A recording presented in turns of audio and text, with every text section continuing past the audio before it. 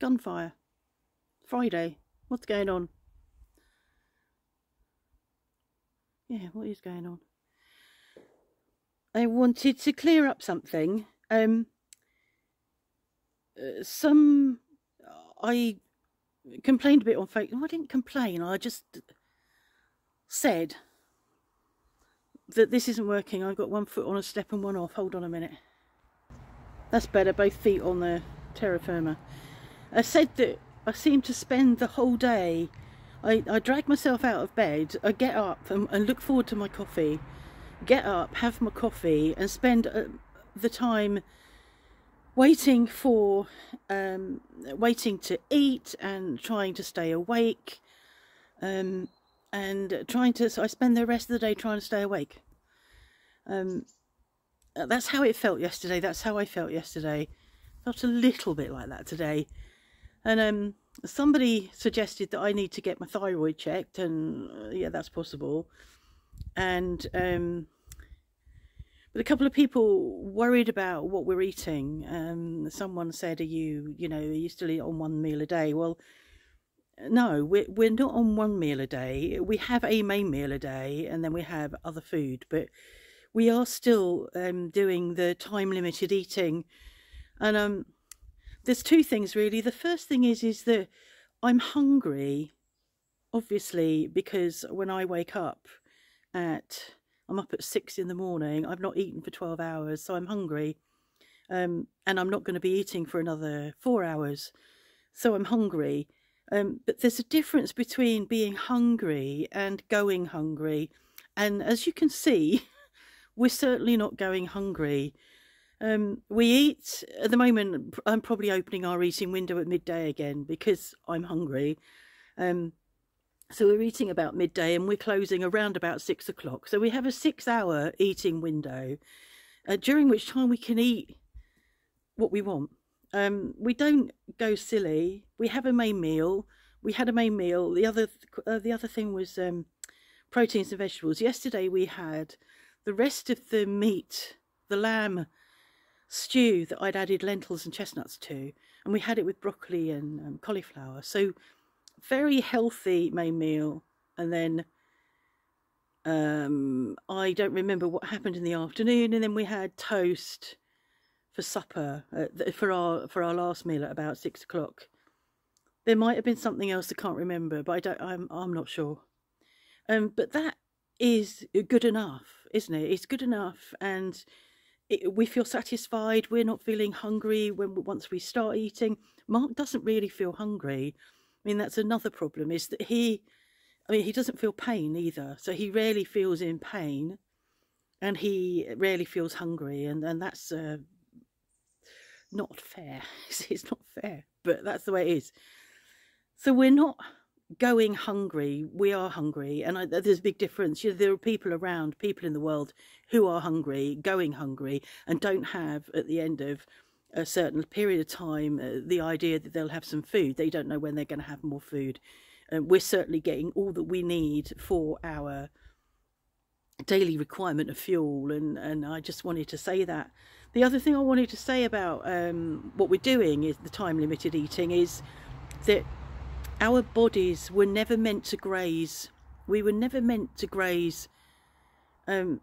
Grazing is for animals like Ida, and like cows, and they're ruminants, aren't they? What other animals graze?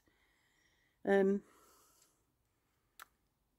can't really think at the moment, but grazing is for animals who are not having nutrient dense food, and therefore they need to graze to get adequate fuel for their needs that day. We're not cattle. We don't need to graze. And the problem is, in this modern day, is that we could eat all day long, and sometimes people are eating all day long and getting far more, taking in far more fuel than they need. It really isn't necessary. And our ancestors, early man did not eat all day long. They had boom and bust going on, I think, so they would have enjoyed those times when they had plenty of food, they'd gone out, they'd caught a mammoth, and you know, they could binge on that and put aside stocks for a later time, put aside stores for a later time, and that's what they did. And they'd have the odd occasion where gatherings where people came together and they ate really good food, loads of it. But a lot of the time they probably would have had one meal if they were lucky. If there'd been a successful hunt during that week, they would have had one meal, and it may not have been at breakfast time. It would have been breakfast, but it may not have been in the morning when you just woken up. You know, you don't have to eat when you get up in the morning. It's not a requirement. It doesn't. The idea is that and when we first did it, I don't notice it so much now, but when we first did this fasting thing, intermittent fasting, when we first started it, you're quite energized during the morning when you haven't eaten. You can achieve a lot.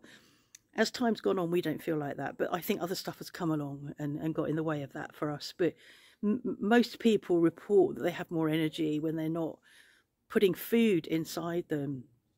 If I were to eat breakfast now, and I have done, you know, sort of now and again, it's like, oh God, I need some food. I have some toast, or I might, if there's muesli in the house, I might have muesli. I don't know. It's going to jump up, that cat.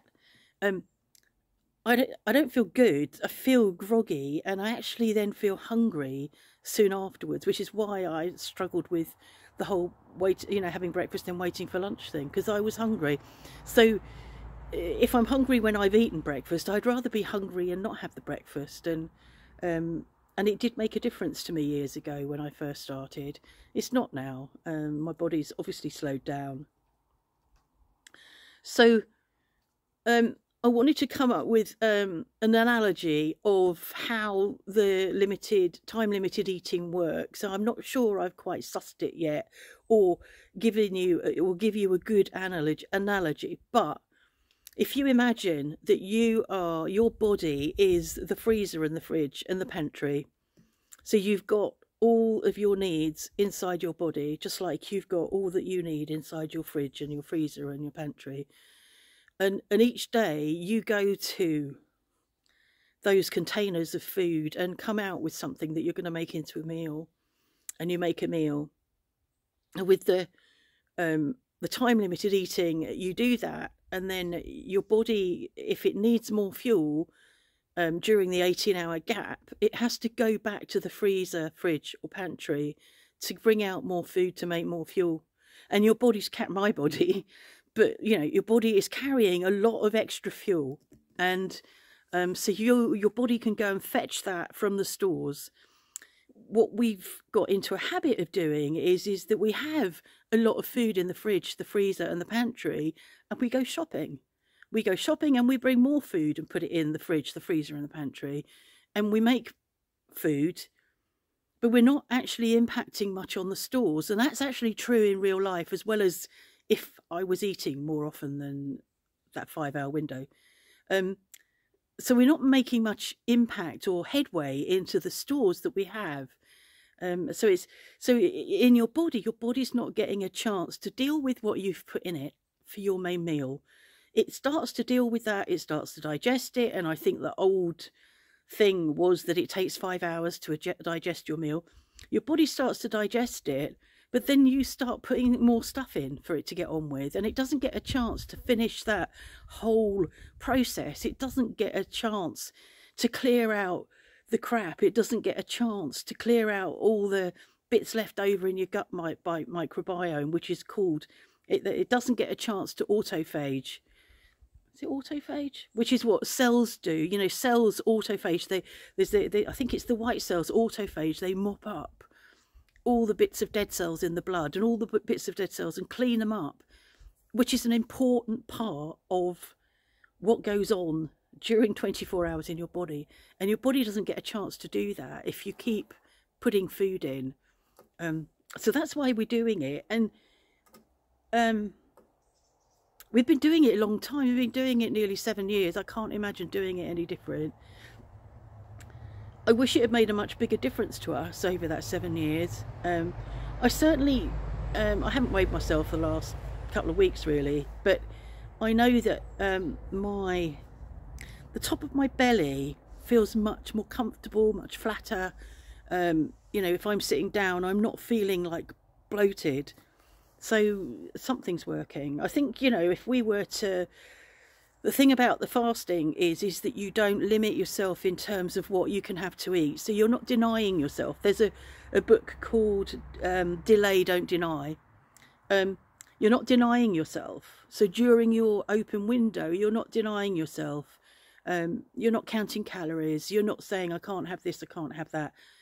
I'm quite careful about us having quite healthy stuff during the open window. So, you know, I cook healthy meals and, you know, do healthy stuff. But we have unhealthy stuff. We have chocolate. We're still having, I'm making sourdough, so we're having bread, but which is carbs, which I'm not meant to have with steroids, Tompi. But you're going to come and wrap around the tripod. Is that what you're coming to do? Huh? So we're having carbs, and if we weren't having carbs, we'd probably be losing weight as well. But we are having carbs because we're not denying ourselves. So I think that's what I was wanted to say, or wanted to get across, is that we haven't evolved. Our bodies haven't evolved. Our bodies have not evolved to deal with having 24-hour access to food. And so will you stop that? Yes, you. You stopping? Huh? Yeah, our bodies haven't evolved to do that. You know, hundreds of millions and how thousands of years ago, you know, you didn't have 24-hour access to food, and we've hardly evolved, you know, our digestive system and our microbiome and everything. Voila.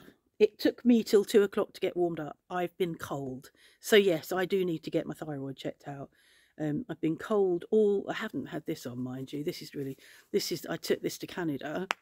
Didn't wear it because it was so warm. Should have put it on this morning before we went out and didn't. So I've been cold all morning. We went off to physio. Mark did the shopping in Leclerc. It wasn't much. It was just peanut butter we needed. So he went in. I said to him, do you think you could do that? Because as I said, he doesn't really feel pain and he's walking really well. And I drag myself round and hurt. I said, do you think you could go into Leclerc? It's quite a long walk. Do you think you could go into Leclerc and get the peanut butter? Yeah, okay. So he did that. I sat in the car. I did a mark and sat in the car. He went and got the peanut butter. Then we dropped in and I made my appointment for my dental x-ray. And then I went and bought a sandwich from Banet's, which is one of the boulangeries on the way down the hill. And then we went for his kine. And he did quite a lot of work on his thighs, actually, which was it pushed him a bit. And some of what he was doing, he's not done before because he's never been to a gym. So some of the exercises are things I've done when I've been in a gym in the 80s, and he's not. And I said I'd buy him a multi-gym for Christmas. I found me a Christmas present. Yeah, found me a Christmas present. You'll see it at Christmas. I'm not even going to open it. I'm going to get him to open it, make sure it's not broken when it arrives. Yeah, so I've done that. So that's that.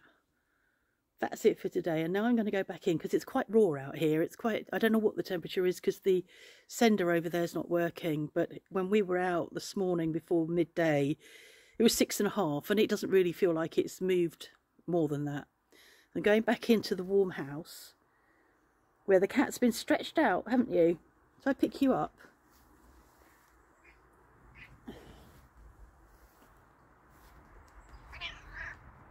Say hello. There. Hello. She's been stretched out in front of the fire. Where are you going?